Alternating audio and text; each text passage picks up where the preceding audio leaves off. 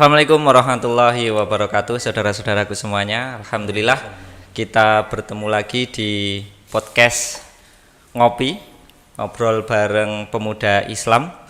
Seperti jargon kita di pertemuan sebelumnya, seduh kopimu dan mari ngobrol bersamaku.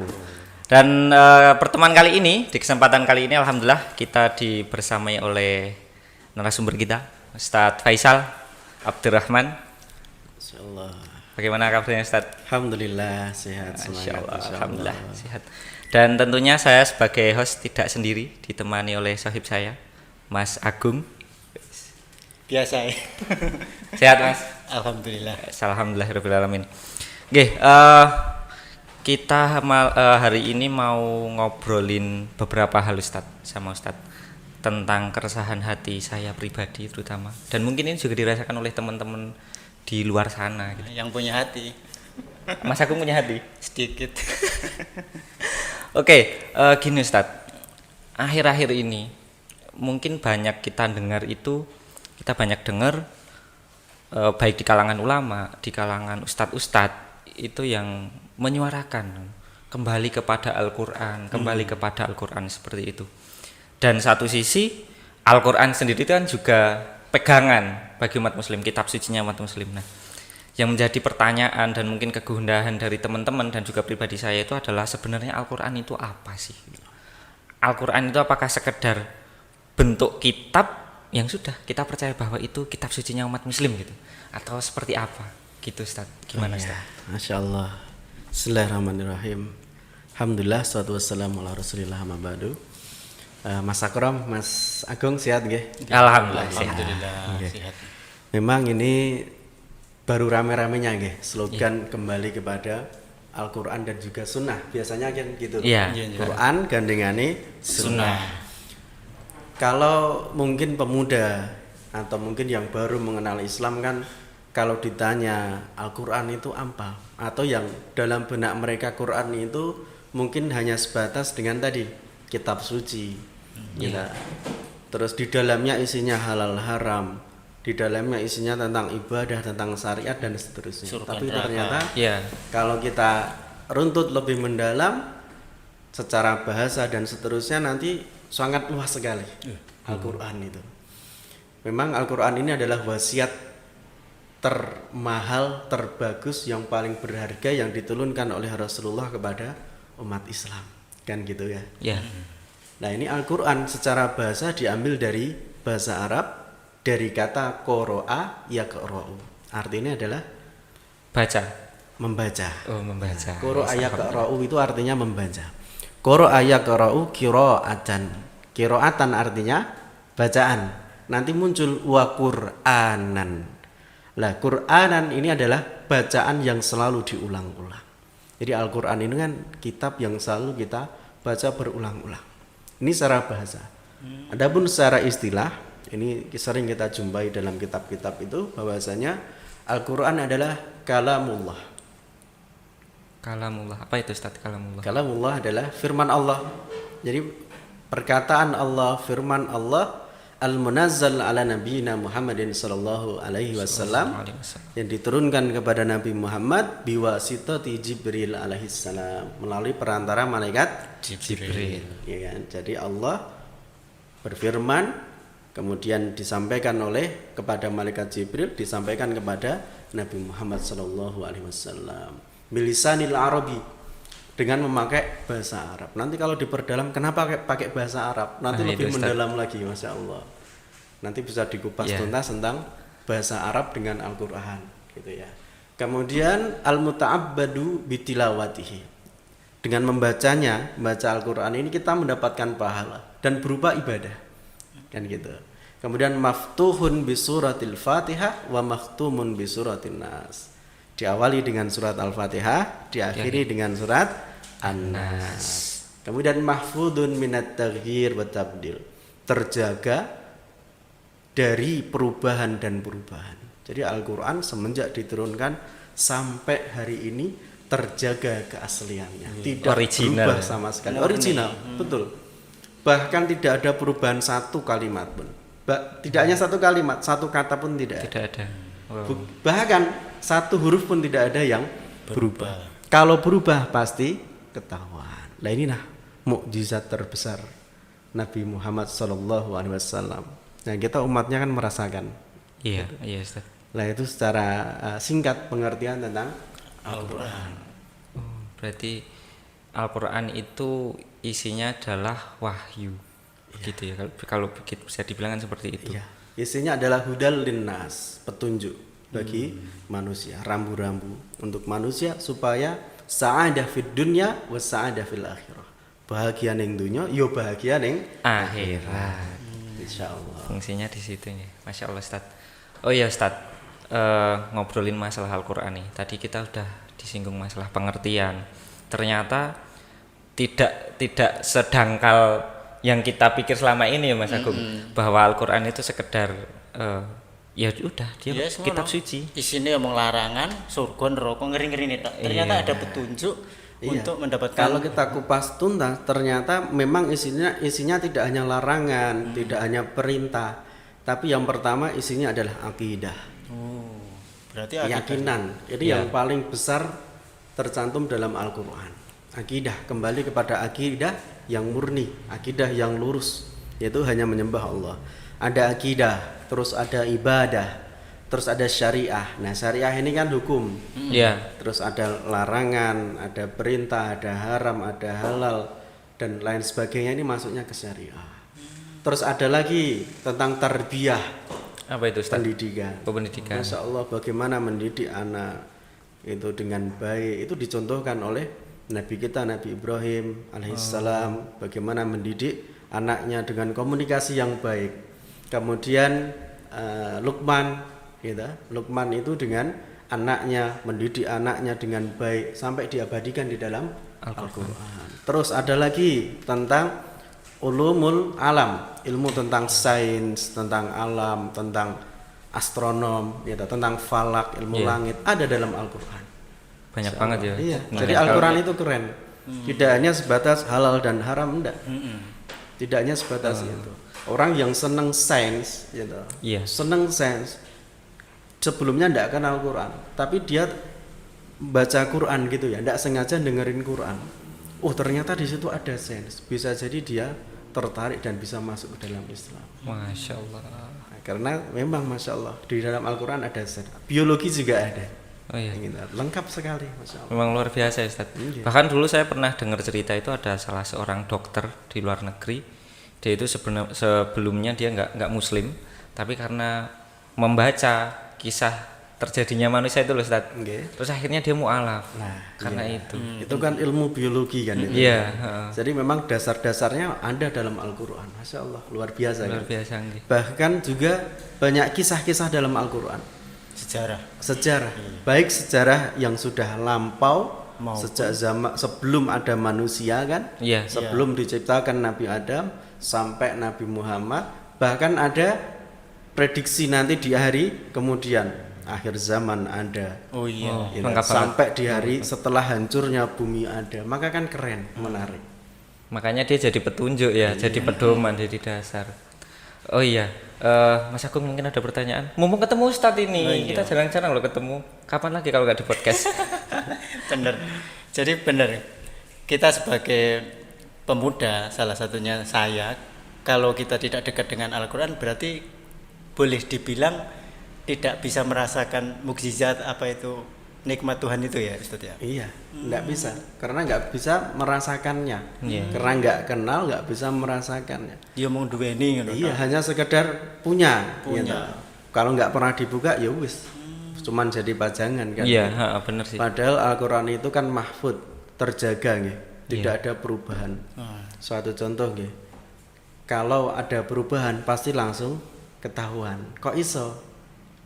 Bisa, Iya, kenapa, karena Allah menjaga di hatinya orang-orang beriman dan juga di dalam Al-Quran berbentuk mushaf. Iya. Ya, nanti ada sejarahnya lagi. Ada sejarahnya berarti. Iya. Oh, iya. Jadi awal Nabi diutus sampai beliau meninggal itu Al-Quran belum berbentuk kitab, belum berbentuk mushaf. Oh iya, Quran. ha, dia masih sekedar dihafal ya Ustaz. Iya, masih dihafal, ada yang ditulis di pelepah, ada yang ditulis di kain, di batu juga terpencar-pencar. ada. Nanti ada urutan-urutannya. Ini bicara masalah sejarah Ustaz. Saya jadi tertarik ini. Jadi kalau bicara sejarah gimana sih Ustaz? Sejarah Al-Qur'an dari awal itu sebenarnya gimana? Karena kalau kita mendengarkan kisah-kisah yang disampaikan oleh guru-guru kita, ustadz-ustadz kita itu kan kalau saya mendengar itu masih sebatas Al-Qur'an itu pertama kali diturunkan di Wahiro, diterima oleh Nabi Muhammad SAW melalui lantaran Jibril dan sebagainya. Tapi sejarah secara gamblangnya itu gimana Ustaz? Sampai Al-Qur'an terkumpul itu. menjadi Iya, sampai sekarang. sampai kita bisa menikmati, bahkan di HP pun kita bisa menikmati Al-Qur'an. Insyaallah. Ini memang atas izin Allah. Dalam Al-Qur'an itu kan Allah sudah menjelaskan pada surat Al-Baqarah ayat awal itu kan, "Dzalikal kitabu la raiba fihi." Kitab Al-Qur'an ini tidak ada keraguan di dalamnya. Padahal zaman Rasul sudahkah berbentuk kitab? Ya, belum Belum kan? Tapi kenapa Allah menyampaikan dzalikal kitabu? Padahal belum berbentuk kitab kan gitu. Lah ini Iya. ternyata ini memang Allah memberikan gambaran gitu, supaya terjaga nanti berbentuk kitab. Nah, Iya Mas. ini sejarahnya memang zaman Rasul dulu belum ada berbentuk kitab, masih ditulis di pelepah tadi, ada yang di kain, ada yang di batu dan nulisnya sendiri-sendiri kan. Oh. Dan Rasul tidak memerintahkan untuk tulis satu Tulisan. mushaf. Gitu. Itu jadi memang inisiatif dari ada sejarahnya berarti. sahabat ya. Nggih, tapi memang ada yang diperintah untuk menulis. Oh, Itu gitu. ada. Cuman tidak dalam bentuk buku. Tidak ngumpul jadi satu gitu berarti. Belum ngumpul jadi satu.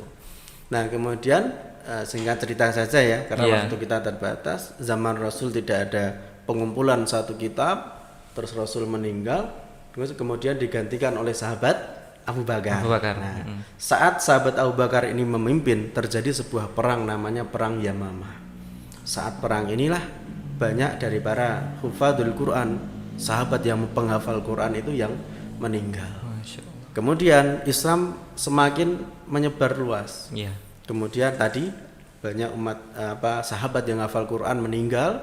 Akhirnya melihat seperti ini, sahabat Umar pun memiliki sebuah ide, gagasan yang sangat luar biasa. Atas gagasan beliaulah dengan izin Allah kita bisa menikmati Al-Quran sampai hari ini. Gagasannya apa? Apa itu Ustaz? Menyampaikan kepada khalifah, ya Khalifah Abu Bakar ya. Ini diceritakan tadi, Islam sudah menyebar, banyak wafat yang meninggal. Khawatir nanti kalau Al-Quran hilang. Iya. Karena wafatnya hilang, otomatis hilang. Dan menyebar kan, semakin banyak kan semakin angel Iya. kalau mendapatkan Quran. benar. Akhirnya mengusulkan ke sahabat Abu Bakar untuk dijadikan satu kitab. Nah, dalam sebuah riwayat itu yang panjang ya, apakah sahabat Abu Bakar langsung menerima? Loh, terus gimana Ustaz? Tidak menerima. Pertamanya diusulkan gitu, belum menerima karena khawatir bagaimana mungkin beliau seorang pemimpin mau membukukan Al-Quran padahal Rasul dulu belum membukukan, iya. dan tidak ada perintah untuk membukukan. Pertimbangannya Nabi. Iya. Karena nanti bisa menjadi suatu hal yang baru. Akhirnya sahabat Umar tetap meyakinkan, sesungguhnya saya melihat ini sebuah kebaikan dan tidak ada selain kebaikan. Akhirnya singkat cerita sahabat Abu Bakar pun setuju dengan pendapatnya Umar. Akhirnya dikumpulkan, memerintahkan Zaid bin Sabit untuk membentuk tim kemudian menjadikan mushaf. Itulah catatan pertama mushaf yang resmi dari awal sampai akhir, disusun dari Al-Fatihah sampai An-Nas. Masya Allah. Nah, Berarti luar biasa ya Ustaz. Iya. Akhirnya kita bisa menikmati nih Iya. berkat dari sahabat Umar mempunyai usul kepada khalifah saat itu untuk membukukan. Wih, ini keren ya. dan turunnya Al-Quran dulu ketika Rasulullah masih sugeng itu mutawatir, tidak jumlah wahidah, tidak langsung satu Oh, kitab, iya. tidak Bertahap. langsung urut Al-Fatihah sampai Anas kan enggak, Iya, heeh. tetapi mutawatir, gitu. Apa itu, berangsur-angsur, bertahap, gitu. Hasbal mawaqi, sesuai dengan ada peristiwa turun ayat, Oh, gitu ada ya, Ustaz. kejadian turun ayat. Kan kita sering mendengar Iya. asbabun nuzul, sebab turunnya suatu ayat. Lah, jadi contoh ini turun surat Al-Alaq. Kemudian kan Al-Alaq tidak ayat pertama, surat pertama. Kan di Oh, akhir. iya, Ustaz. Lah, ini kan perlu memetakan puzzle lah. Supaya terbentuk satu kitab kan perlu puzzle. Jadi ini sangat repot dulu. Bagaimana membukukan Al-Qur'an kan sangat pekerjaan yang sangat luar biasa repotnya. Tapi alhamdulillah atas izin Allah kita bisa menikmatinya. Wah, ini patut kita syukuri ya. Iya, Ustaz ya. Insya Allah. Soalnya kan kita sekarang nggak merasakan itu gitu loh. Kita sudah nerima jadi, tinggal bagaimana memposisikan diri supaya menjadikan Al-Qur'an sebagai petunjuk gitu ya. Tinggal buka, membaca, mempelajari. Tapi kita masih malas buka. Nah, itu masalahnya Ustaz. Kita itu masih malas. Ketertarikan itu masih gimana ya? Masih kurang ya? Iya. Biasa, cah namun. Iya, cah nom. Cah nom. Anak muda itu kayak gitu loh Ustaz. Sama sosial media. Misal saya nih di HP saya ada Al-Qur'an Ustaz.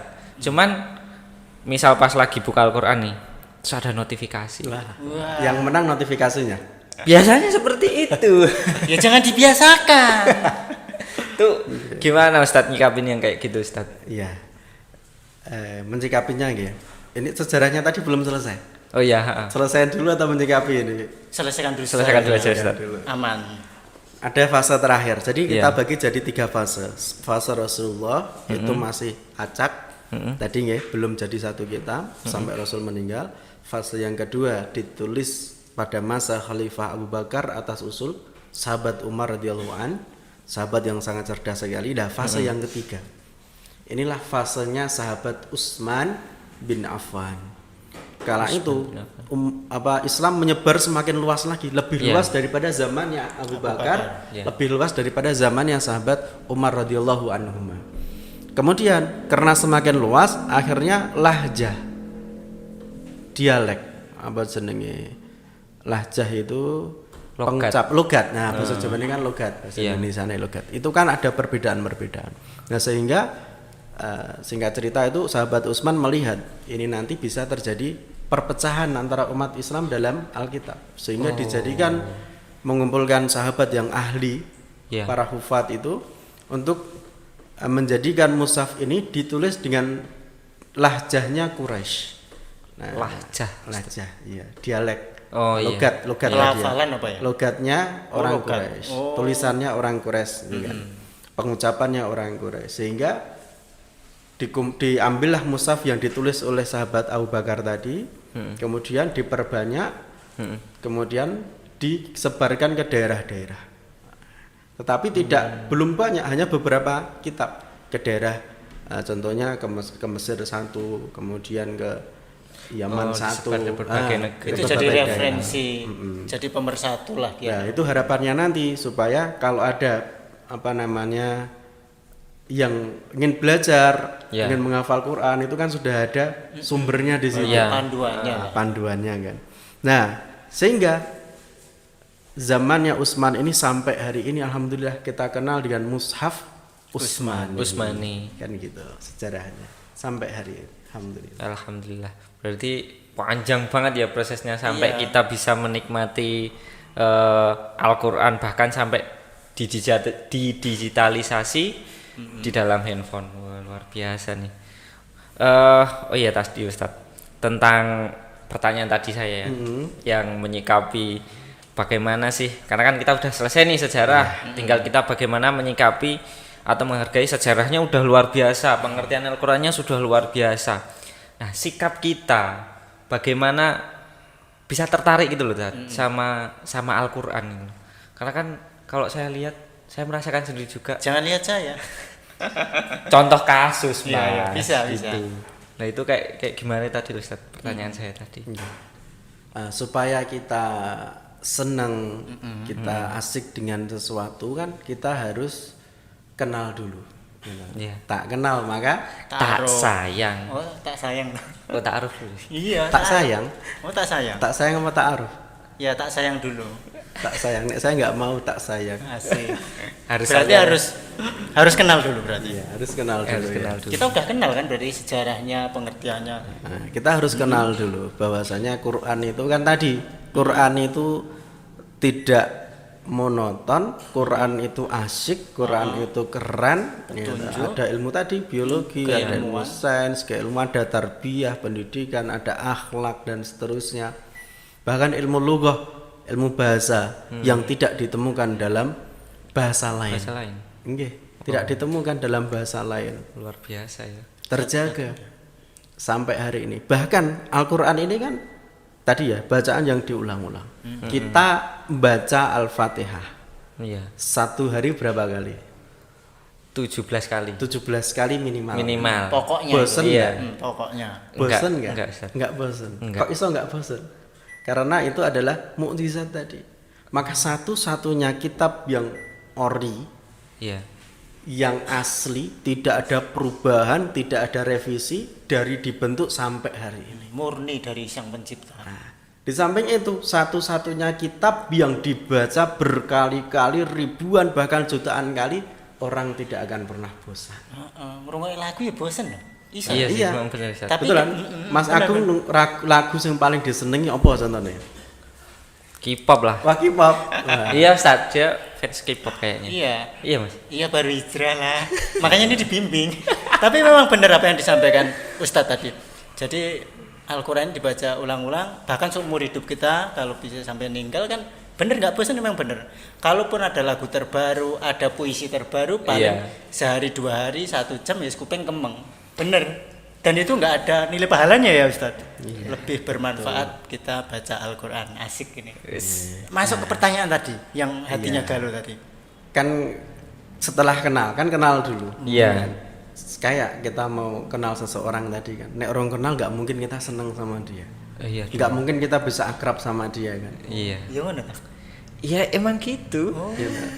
Persahabatan saja. Gitu. Oh, iya. Mas Agung sama Mas Akram contohnya. Sebelumnya nggak kenal, apakah bisa langsung guyon? Oh iya. Kan nggak kan? Enggak. Mesti kan mengenal dulu. Oh Iya. kepribadiannya bagaimana? Oh ternyata nyambung. Setelah nyambung kan akhirnya jadi akrab kan gitu. Sama halnya dengan Quran. Kalau kita belum kenal, bagaimana mungkin kita akan bisa menikmati Quran tadi? Gitu. Setelah kenal apa yang kita lakukan? Kita harus bisa membacanya. Karena Al-Quran ini diturunkan dengan bahasa Arab, maka kita perlu belajar agar kita bisa membacanya. Nek wis seneng maca ya. Iya. Nanti insya Allah akan terbuka kemudahan di kemudahan. Akhirnya nanti seneng, terbiasa, terus seneng. Nek wis seneng nanti bisa menikmati. Wis. Witing Tresno, Jalaran Jalaran saka Soko Blonjo. Kulino. Kulino. Belanjanya gede. Iya, pahalanya besar. Berarti kan biasakan dulu dengan Al-Qur'an supaya kita bisa akrab. Kita aja ketika mau menikahi istri kita kan pasti berupaya supaya mendekatkan hati kita kepada calon istri kita. Benar. Dan ada impact yang baik untuk diri kita ya. Iya, kita analogikan kan seperti itu ya, Ustaz. Kalau sudah jatuh cinta itu Apapun dilakukan. Ya kan? Berarti- Nggak sehari nggak megang Quran, mesti ada yang beda. Kangen gitu. ya, Ustaz, ya? Kangen. Berarti harus menumbuhkan rasa cinta kepada Al-Quran ini. iya. Cinta kan tadi karena terbiasa. Terbiasa. Suatu contoh. Cah nom kan biasanya seneng muncak. Ya. Muncak kan rekoso. Rekoso enak. Iya rekoso. Rekoso, Ustaz. Nah, Gendong koyo ngono kok. Iya toh, tasik bedine sak omah gitu. Isinya Sak kasih. omah. Sak omah. Omah keong. Terus gimana, Ustaz? jalan setapak demi setapak akhirnya sampai pos 1, pos 2 sampai akhirnya sampai puncak. Malam-malam dingin nekat. Tetap diterjang kan. Siap. Nah, kemudian ketika pagi hari yang dinanti-nanti gitu, munculnya sang surya, Asik. capeknya hilang, Iya. seneng enggak? Seneng, Ustaz. Nikmat enggak? Nikmat. Gitu kan. Itu kenapa? Karena dia sudah seneng dulu, maka dia bisa menikmati. Tapi bagi sing ora seneng muncak, ya toh. Wah, sambat. Ustaz. Lagi sampai posisi wis ngejak medun gitu kan. Belum sampai pos 1, Ustaz. Baru base camp naik dikit lah. Wah, kabeh naik. keselera wis Iya. balik wae. Terus ada kan. dalih, aduh munggah harga mie. Sama halnya mancing. Gitu. Ya. Saya hobi mancing kan manas-manas nggak jadi masalah. Gitu. Iya. Dari pagi sampai malam baru pulang nggak masalah. Capek hilang. Mancing untuk iwak seneng kan gitu. Iya. Tapi saya nggak hobi mancing. Lagi tekan jam 12 wis pengen mulai. Apa meneh nek untuk iwak. Lagi nyawang wis wegah, Ustaz. Iya, Mending karena apa? tuku. Sudah cinta, seneng kan? Iya. Seneng dengan mancing. Sama halnya Quran tadi, kalau kita sudah kenal dengan baik, nek Quran itu asik, keren gitu kan. Terus kita sudah bisa membacanya. Kita sudah terbiasa dengan Al-Qur'an, hari-hari dengan Al-Qur'an, maka nanti kita akan senang dan Iya. cinta. Setelah senang dan cinta, maka kita akan bisa menikmatinya, insya Allah. Amin amin. Luar biasa ya Ustaz. Ngobrolin masalah Al-Qur'an memang nggak pernah habis ya Iya, Ustaz. Masya Allah. Bahkan ketika kita belajar sejarahnya pun tidak Tidak nggak sesingkat itu bahwa Al-Qur'an itu diturunkan kepada Nabi Muhammad di Gua Hira udah itu ternyata panjang sampai kita bisa menikmati mushaf dan diceritakan cuma beberapa menit. Kadang itu tidak memberi efek kepada yang muda-muda ini. Tapi insya Allah ya semoga kita semua dapat mencintai Al-Quran. Amin.